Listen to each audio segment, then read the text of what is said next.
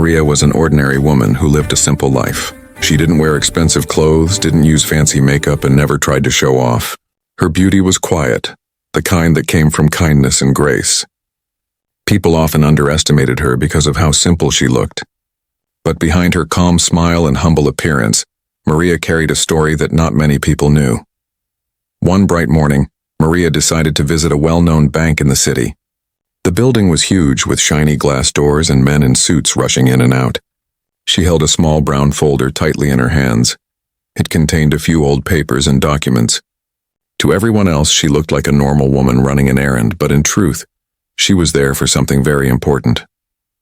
She had come to claim her ownership in that very bank, something she had inherited from her late father, who once invested in it many years ago. When Maria stepped inside, the cool air and polished floors made her feel a little nervous, but she didn't let it show. She walked slowly to the front desk where a young receptionist looked up from her phone. "Yes, ma'am, how can I help you?"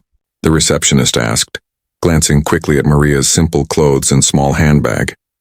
Maria smiled politely. "I'm here to meet the manager. I have an ownership matter to discuss about this bank." The receptionist raised an eyebrow, clearly surprised. She looked Maria up and down as if trying to figure out if she was serious. "Do you have an appointment?" she asked. "No," Maria said gently, "but it's urgent. It's about my father's shares in this bank." The receptionist tried not to laugh, but her expression showed disbelief. She thought Maria was confused, maybe an old woman who didn't understand business. Still, she pressed a button on her desk phone and spoke quietly. "Sir, there's a lady here who says she owns part of the bank." A moment later, she nodded and said, "The manager will see you now." Maria thanked her and walked toward the glass office at the end of the hall. Inside, the bank manager, Mr. Roberts, was seated behind a large wooden desk. He was a tall man in an expensive suit, busy checking files on his computer. When he saw Maria enter, his polite smile looked forced. "Good morning," he said, standing up slightly. "How can I help you, ma'am?" Maria took a seat and placed her folder on the desk. "Thank you for seeing me," she began softly. "My name is Maria Sanchez. My late father, Mr. Antonio Ramirez, was one of the early investors in this bank when it first started. I came to claim the ownership rights that belong to our family." The manager blinked in surprise. He had not expected such a claim. "I see," he said slowly. "Do you have any proof of that?" "Yes," Maria replied calmly. She opened her folder and handed him several official papers, including old investment certificates and a will. Mr. Roberts quickly scanned through them, his expression changing from polite interest to mild amusement. "Mrs. Sanchez," he said with a small chuckle, "these are very old papers.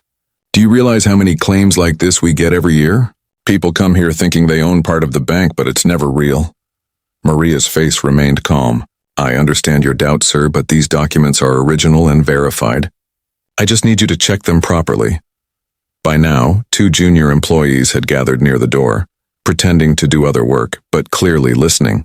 One whispered, "She thinks she owns the bank," and the other quietly laughed. Mr. Roberts leaned back in his chair, trying not to smile. "Mrs. Sanchez, with all due respect, our bank is owned by several major shareholders. If your father was really one of them, I would know." Maria nodded politely. "Then please check the records. You'll find his name there." The manager sighed. "Fine," he said, pretending to type on his computer. After a minute, he looked up and said, "There's no such record here." "That can't be right," Maria said, frowning slightly. "My lawyer confirmed that the shares were never sold. They still belong to our family." The manager's tone grew colder. "Ma'am, I think you're mistaken. Maybe your father invested in another company, but this bank," he paused, smiling, "isn't owned by simple people." The words hit her like a slap, but she didn't lose her composure. Around her, the employees started whispering again, some hiding their laughter behind their hands. They saw a poor-looking woman claiming ownership of a grand bank, and they found it ridiculous. Maria closed her folder slowly. "Thank you for your time," she said softly. "But I assure you, you're making a mistake." The manager shrugged. "Well, you're welcome to bring your lawyer next time. But please, make sure the documents are real." His smirk showed that he didn't believe a single word she said. As Maria stood up to leave, the sound of laughter followed her to the door. One of the employees even said under his breath, "Maybe next she'll say she owns the whole city." Maria didn't respond. She simply smiled faintly and walked out of the office. Her calmness wasn't weakness, it was strength. She knew the truth and she knew what was coming next. Outside the bank, the sun was brighter now. Maria stood near the steps, closed her eyes for a moment and took a deep breath. She wasn't angry. She was patient. She knew her husband would arrive soon, and when he did, the same people who mocked her would learn a lesson they'd never forget. She looked back at the tall building, its shiny windows reflecting the sky, and whispered to herself, "Sometimes, the truth just needs time to walk through the door." Then she waited, calmly, quietly, knowing that her moment of justice was only minutes away. Maria stood quietly outside the bank, the sound of cars and city life echoing around her. The laughter from inside still rang faintly in her ears, but she didn't let it break her spirit. She had faced worse in life, losing her father, rebuilding her family's business, and learning how cruel people could be when they judged by appearances. Today was just another test of patience. She sat on a bench near the entrance, clutching the brown folder that held her father's legacy. Every paper in it was real. She had checked them dozens of times. Her lawyer had even verified everything. But still, the people inside had laughed, their pride blinding them from the truth. A few minutes later, her phone buzzed. It was a message from her husband, Daniel. "I'm 10 minutes away, love. Are you inside the bank?" Maria smiled faintly as she read it. Daniel never liked to see her go through stressful situations alone, but she had insisted on handling it first. She wanted to see how far people would go when they believed someone powerless stood before them. Now she had her answer. Inside the bank, the employees were still talking about her. "I can't believe she really thought she owns the place," one of them whispered. "Maybe she saw it in a dream," another joked, and they both laughed. Even the manager, Mr. Roberts, chuckled quietly as he sipped his coffee. He had dealt with many clients in his career, but this woman's confidence had been unusual. Still, in his eyes, she was just another ordinary woman pretending to be important. "Next time, maybe she'll claim she's married to a billionaire," he said sarcastically, and the staff laughed louder. Outside, Maria waited patiently. The sky had turned a softer shade of blue, and a gentle breeze brushed through her hair. Her calmness was almost unsettling, the kind of calm that comes before a storm. She wasn't angry. She was simply waiting for the truth to reveal itself. Soon, the sound of engines interrupted the peace. A convoy of black luxury cars approached the bank entrance. The cars gleamed under the sunlight, and uniformed security guards stepped out first, checking the area. Everyone passing by stopped to look. It was clear someone important had arrived. From the middle car, a tall man in a perfectly tailored suit stepped out. His presence was commanding but graceful. It was Daniel, Maria's husband, the billionaire entrepreneur known for his honesty, intelligence, and heart of gold. Cameras from nearby pedestrians started clicking. People recognized him instantly. Inside the bank, one of the tellers gasped. "That's Daniel Rivera," she whispered. "The billionaire? The one from Rivera Holdings?" another said in shock. "Yes, that's him. But what's he doing here?" Mr. Roberts stood up immediately, straightening his tie. "Everyone stay calm," he said, pretending to look professional but clearly nervous. "I'll handle this." Moments later, the glass doors opened and Daniel entered with quiet authority. His sharp eyes scanned the room before landing on Maria, who stood near the entrance, her expression peaceful. He smiled warmly at her and took her hand. "Sorry I kept you waiting, my love," he said gently. The entire bank froze. The same employees who had laughed minutes ago now stared in disbelief. Their whispers died instantly. Mr. Roberts stepped forward with a shaky smile. "Mr. Rivera, what an honor to have you here. We didn't know you were visiting our bank today." Daniel turned to him slowly, his expression calm but serious. "I wasn't planning to," he replied, "but my wife called earlier. It seems she was treated unfairly." "Your wife?" the manager repeated, his voice trembling slightly. Daniel nodded, his hand still resting protectively on Maria's shoulder. "Yes, Mrs. Maria Rivera, the rightful heir to a significant share of this bank." The color drained from Mr. Roberts's face. She said her father was Antonio Ramirez," Daniel finished for him, "one of the founding investors of this institution. His shares were never sold. I believe you refused to even verify the documents?" The room fell silent. No one dared to speak. The employees who had mocked Maria now stood like statues, eyes wide, faces pale. Daniel reached into his jacket and pulled out a set of updated documents, official, sealed, and verified. "Here," he said, placing them on the manager's desk. "Every legal proof you need.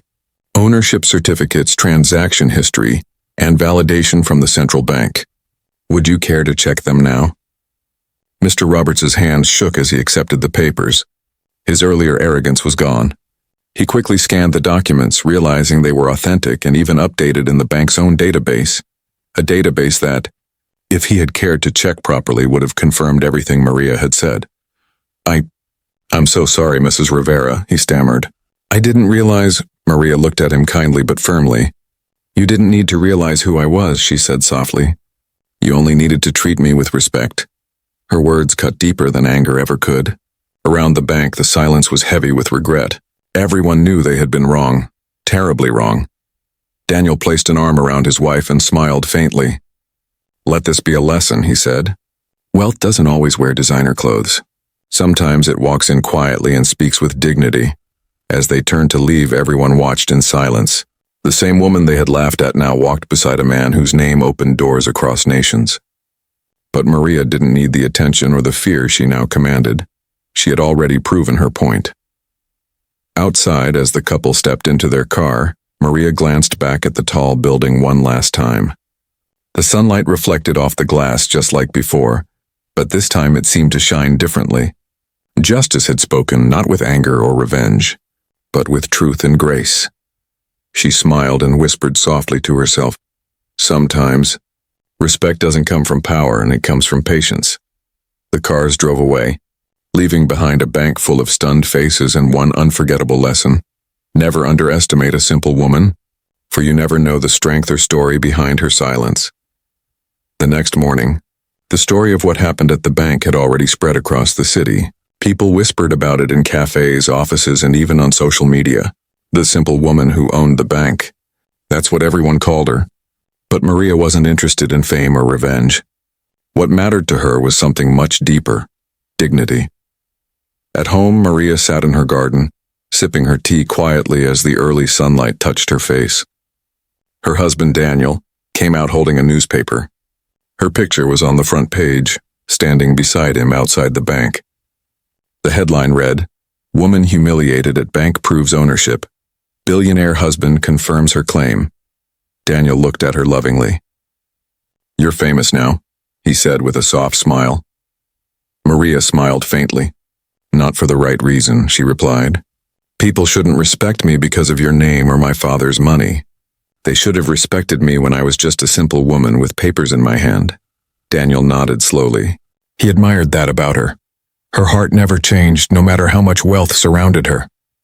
She still valued kindness more than luxury. Later that afternoon, a black car from the same bank arrived at their house. Inside was Mr. Roberts, the bank manager, along with two of his senior officers. They looked nervous as they walked up the marble steps. A guard led them to the sitting room where Maria and Daniel were waiting.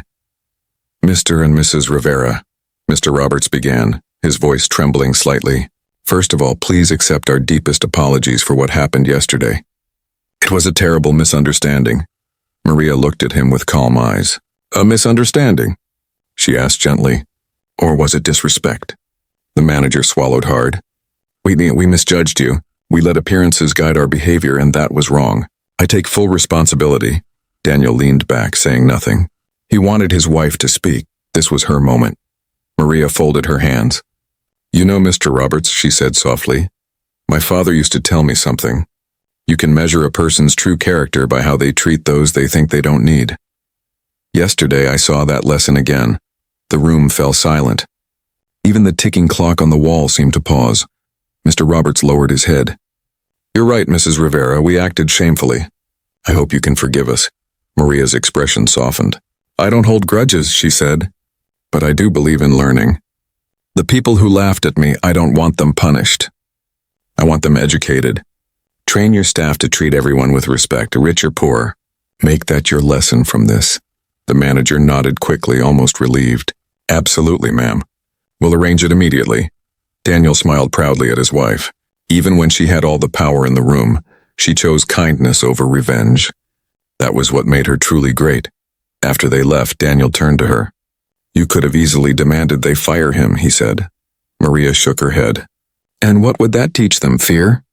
No. I'd rather teach them respect. That evening, the bank officially released a public apology. They posted a statement on their website and social media, admitting their mistake and praising Maria for her grace and forgiveness. It went viral within hours. People around the country were touched by her story. The woman who remained humble even when she had every reason to boast. Messages began pouring in from strangers, women thanking her for inspiring them, men admitting they had judged people unfairly before. One message stood out to Maria. It was from a young girl who wrote, I used to feel ashamed of being poor. But your story taught me that worth doesn't come from money. It comes from who we are. Tears filled Maria's eyes as she read it. That was the kind of impact she wanted to make. Not headlines, but hearts. Later that night, Daniel found her sitting by the window looking at the stars. You changed more than just a few people today, he said softly. Maria smiled. No, she whispered. I just reminded them that kindness still matters in a world obsessed with wealth. For a long moment, they sat in silence, two souls who had everything, yet valued the simplest things most: love, respect, and honesty. Across the city, the bank employees talked about her differently now. They no longer called her that simple woman. Instead, they spoke of her with admiration. Mrs. Rivera, the woman who taught us respect. And though Maria never wanted fame, she became a quiet symbol of dignity. Proof that true power doesn't come from money or status, but from the courage to stay kind in a cruel world. Days turned into weeks after the incident at the bank. The laughter, the humiliation, and the apology had all become memories, but not forgotten ones. For Maria, it was not just about winning her rightful claim. It was about changing a mindset. She knew that many more simple people like her faced the same disrespect every single day. People whose worth was measured by their clothes, not their character. One morning, Maria received a phone call from the bank's head office. The same manager, Mr. Roberts, requested that she visit the branch again, this time not as a customer but as a guest of honor. At first, Maria hesitated. Why do they want me there again? She asked Daniel as they had breakfast together. Daniel smiled. Maybe they finally want to make things right, he said.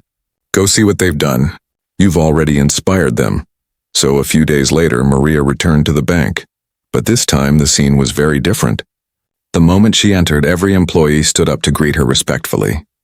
The same receptionist who once looked at her with doubt now smiled warmly and said, Good morning, Mrs. Rivera. It's an honor to have you here. Maria smiled back politely. The air inside felt lighter, filled with sincerity instead of judgment. Mr. Roberts approached her with genuine respect in his eyes. Mrs. Rivera, he said softly, we've made some changes since your visit. Your words touched us more than you can imagine. He led her to the main hall where a large poster stood on display. It read, Respect has no dress code, inspired by Mrs. Maria Rivera. Maria froze for a moment, her heart swelling with emotion.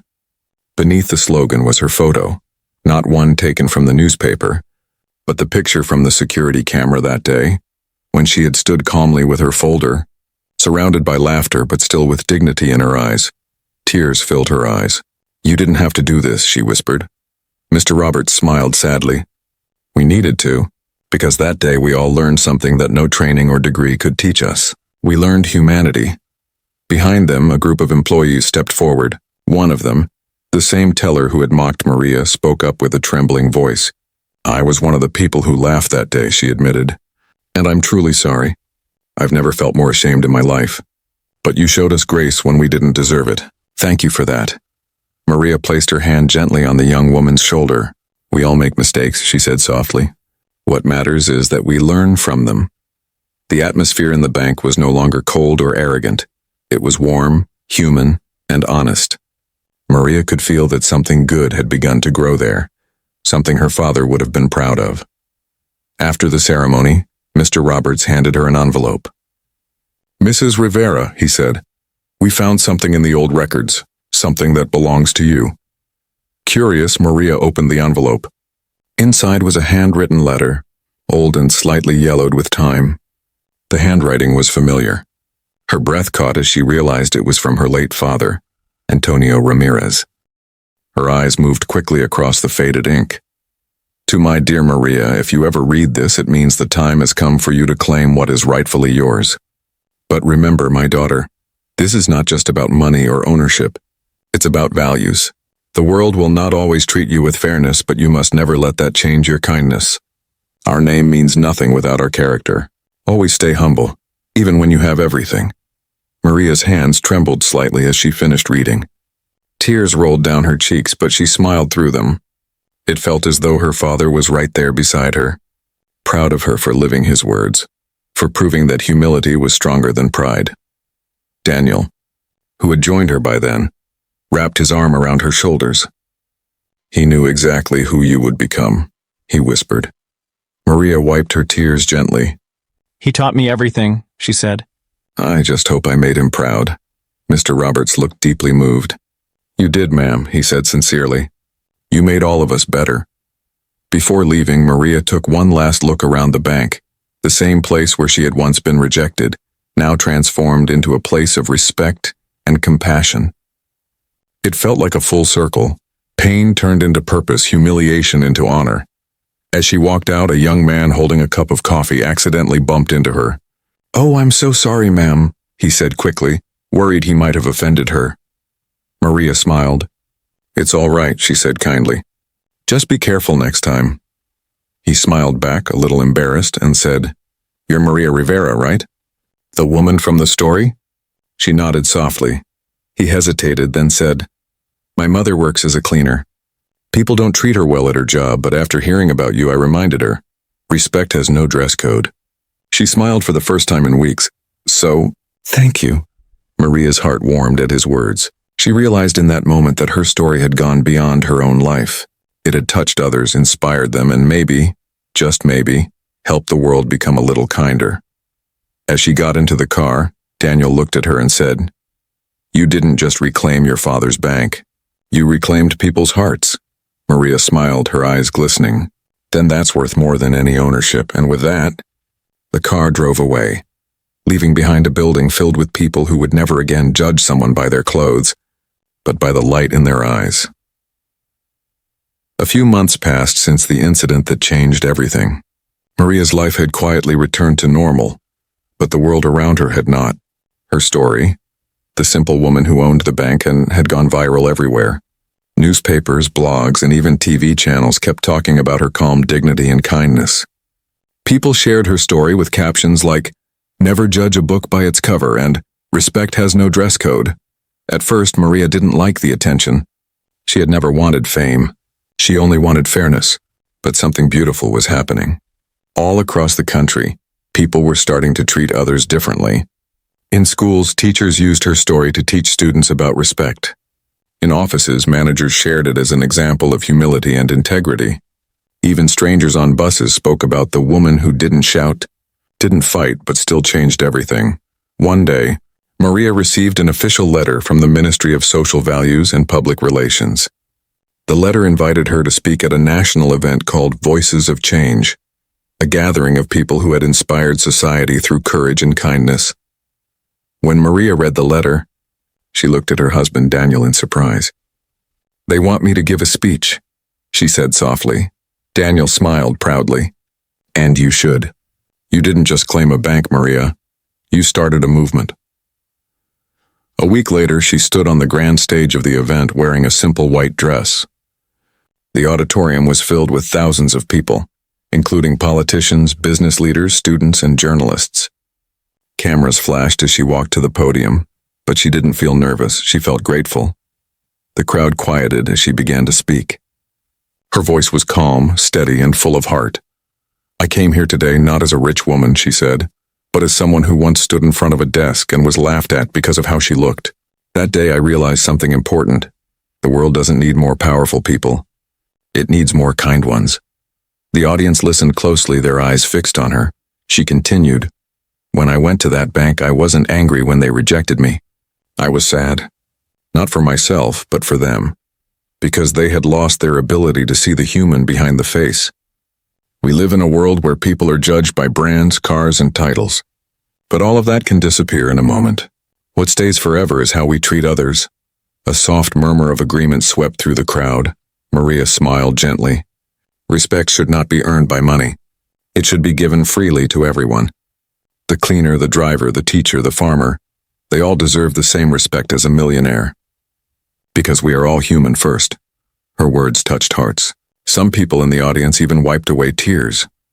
She ended her speech by saying, "My father once told me, be the reason someone believes there is still goodness in this world. That is all I've ever tried to do. And I hope each of you will do the same. Not for fame, not for praise, but for humanity." When she finished, the entire hall rose to its feet in applause. The sound echoed for several minutes. Cameras captured her calm smile, and her words spread across every news channel and social media feed. That night, her inbox filled with thousands of messages. Some were from ordinary people, some from powerful leaders, and even one from the president's office thanking her for reminding the nation about humility. Soon, her story became part of a national awareness campaign called the Respect Movement. Posters, TV ads, and social messages all carried her face with the line, "Respect has no dress code," inspired by Maria Rivera. But Maria didn't care about fame or titles. She only cared about the message. She and Daniel quietly began funding educational workshops that taught empathy, equality, and human values to young people. One evening, as they walked together by the seaside, Daniel said, "You know, love, this all started with one moment, when they laughed at you." Maria smiled, looking at the sunset. "Yes," she said softly. "And maybe that laughter was necessary, because sometimes the world needs a moment of cruelty to awaken its kindness." They stood there silently, hand in hand as the orange light faded into the waves. Maria knew the journey wasn't over. There would always be people who judged, mocked, or looked down on others. But she also knew that one small act of grace could light 1,000 hearts. And that was her true victory.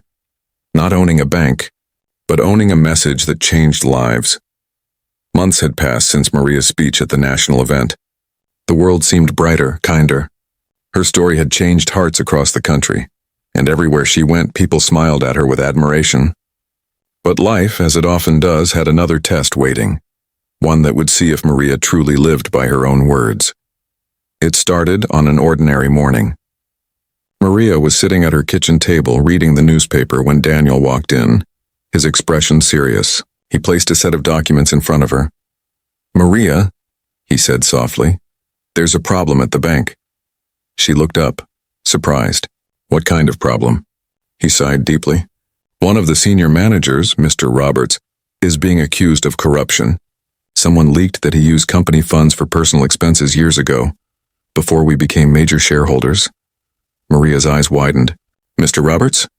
The same man who apologized to us?" "Yes," Daniel nodded. "The board wants to remove him immediately. They also want to issue a public statement blaming him for everything." Maria stayed silent for a long moment. Her heart sank. She remembered how Mr. Roberts had bowed his head in shame that day, how he had promised to change, how sincere he had seemed. "Do you believe he did it?" she finally asked. Daniel hesitated. "The papers look bad, but I'm not sure. It could also be someone trying to ruin his reputation. The timing seems suspicious." Maria closed her eyes, her mind torn. If she defended him and he was guilty, people would call her foolish. If she stayed silent and he was innocent, she would be betraying her own belief in fairness. Later that day, she went to the bank to see Mr. Roberts herself. When she entered his office, he stood up immediately, his eyes tired and full of fear. "Mrs. Rivera," he said quietly, "I swear on my life, I didn't steal a single penny. Someone forged the documents to make it look like I did, but nobody will listen to me." Maria looked into his eyes. She saw the same man who had once judged her, but also the same man who had learned humility. She could see the truth in his trembling voice. "Then I'll listen," she said gently. He was stunned. "You believe me?" "I believe in giving people a chance to be heard," she said. "That's what I asked for once, remember?" That night, Maria couldn't sleep. She sat by the window, thinking about the irony of life. Once she had been the one nobody believed. Now she had the power to decide whether someone else would be believed or destroyed. The next morning, she held a meeting with the entire board. All the directors sat around the long glass table waiting for her to speak. Maria placed the file on the table and said calmly, "Before we make any decision, I want a full investigation. Not gossip, not assumptions. I want truth," one of the directors frowned. "Mrs. Rivera, with respect, if we delay, the media will attack us. We need a quick decision." Maria's voice was steady. "Quick decisions are often wrong ones. I was once rejected because someone made a quick decision about me, and they were wrong. I won't let this bank repeat that mistake." Her words silenced the room. No one argued after that. Days later, the investigation results came out, and they shocked everyone. The accusations were false. A rival company had planted fake evidence to ruin the bank's image and target Mr. Roberts. When Maria read the report, relief washed over her. She called Mr. Roberts to her office. The moment he entered, his eyes filled with gratitude. "You saved my life," he said, voice shaking. "They were ready to destroy my career." Maria smiled softly. "No," she said, "I didn't save your life. I just gave you what everyone deserves and a fair chance." He looked down, tears forming. "I'll never forget this, Mrs. Rivera. You believed in me when no one else did." Maria touched his arm gently. "That's what humanity means. It's not about who's right or wrong. It's about remembering that everyone deserves to be treated as human first." News of her decision soon spread again. Many praised her for standing up for justice when it wasn't easy. But some critics called her too soft, saying she should have acted faster to protect the bank's image. When a journalist asked her about it in an interview, Maria smiled and said, "I'd rather be called soft-hearted than cold-hearted. Kindness is not weakness, it's wisdom that feels." Her words once again touched millions. People admired her even more, not just for her story, but for her strength in standing by her values when it truly mattered. That evening, Daniel joined her on the balcony as the sun dipped below the horizon. "You did the right thing," he said. "Even when the world rushed to judge, you waited for truth." Maria nodded quietly. "That's what I learned from that day at the bank," she said softly. "When they laughed at me, I felt small. But when I forgave them, I grew. And now when I chose to listen instead of accuse, I grew again. Maybe that's what life is. Growing a little more every time you choose kindness over pride." Daniel smiled, wrapping his arm around her shoulders. "And that's why you'll always be richer than anyone else, Maria. Because your wealth isn't in money, it's in heart." She smiled faintly, watching the last bit of sunlight fade. Deep inside, she knew her journey wasn't over. Because as long as there was pride in the world, there would always be a need for people who led with humility. And Maria Rivera, the woman once laughed at in a bank, had become the symbol of that humility the world needed most. Years passed, and the world had changed in small but meaningful ways. The phrase, "respect has no dress code," had become more than a slogan. It had become a movement. Schools, offices, and even government programs adopted it to promote kindness and equality. And at the heart of it all was one woman, Maria Rivera, the woman who had once been laughed at inside a bank. But Maria never saw herself as a hero. She still lived simply, wore plain clothes, and preferred quiet mornings in her garden over grand events. Her husband Daniel continued his business ventures, but he too found more joy in her peaceful world than in boardrooms and luxury hotels. One cool morning, Maria received an invitation. The bank, the same one where everything had started, was celebrating its 50th anniversary. The board wanted her to attend as the guest of honor and unveil a new training center built in her father's name, the Antonio Ramirez Human Values Wing. When she read the letter, tears filled her eyes. "Papa's name, in gold," she whispered softly, holding the letter close to her heart. Daniel smiled warmly. "It's the legacy he wanted, and the one you continued." On the day of the ceremony, the bank was decorated beautifully. Employees stood in neat lines waiting for her arrival. Many of them were new, young faces who had only heard stories of the woman who changed the bank. As Maria entered, everyone applauded. Mr. Roberts, now older and wiser, greeted her with deep respect. "Welcome home, Mrs. Rivera," he said. She smiled kindly. "Home indeed," she replied. They guided her to the new training center where a white silk cloth covered a golden plaque. Maria held the ribbon with trembling hands as cameras flashed. But before unveiling it, she took a moment to speak. She turned to the crowd and said, "This building is not just for my father. It's for every person who has ever been underestimated, rejected, or judged unfairly. My father believed that wealth should build character, not destroy it. I hope everyone who trains here remembers that success means nothing without respect." Then, with a gentle pull, she unveiled the plaque. The golden letters shone brightly in the morning light. The Antonio Ramirez Human Values Wing, founded in honor of kindness, respect, and humility. Applause filled the hall. Some employees even had tears in their eyes. Later, as Maria walked through the new wing, she saw posters on the walls, messages she had once spoken years ago. Kindness is not weakness. Respect belongs to everyone. Dignity costs nothing but means everything. Her heart swelled with pride. She realized that her words had become lessons that would live long after her. As the ceremony ended, a young woman approached her shyly. She was one of the new bank interns. "Mrs. Rivera," she said softly, "I just wanted to thank you. Before I came here, I used to feel invisible. People never listened to me because I didn't come from a rich family. But your story gave me confidence. Now I walk with my head high, not because I have money, but because I know my worth." Maria's eyes glistened as she smiled warmly. "Never forget that, dear," she said gently. "The world will always try to measure you, but never let it define you. Your worth was decided the day you were born." The young woman nodded, tears in her eyes, and hugged Maria tightly. That evening, as the sun began to set, Maria and Daniel stood on the rooftop of the building, looking down at the glowing city below. The same city that had once judged her now celebrated her name. Daniel took her hand and said quietly, "You've changed so many lives, Maria. You turned your pain into power." Maria looked at the horizon, her voice soft but filled with strength. "I didn't do it alone," she said. "Life taught me. Every cruel laugh, every insult, every moment of silence, and they shaped me. But love, patience, and truth helped me rise. If my story changes even one heart, then everything was worth it." The wind brushed gently against her hair as she whispered, almost to herself, "Respect, that's the real treasure." As they stood there together, the city lights shimmered below, each light like a soul touched by her story. And so, the simple woman who once walked into a bank with nothing but faith in her heart left behind a legacy far greater than wealth. She taught the world that real power lies not in money, but in how we treat others, even when no one is watching. Because in the end, it wasn't the billionaire's arrival that changed the story. It was the woman's grace that changed the world.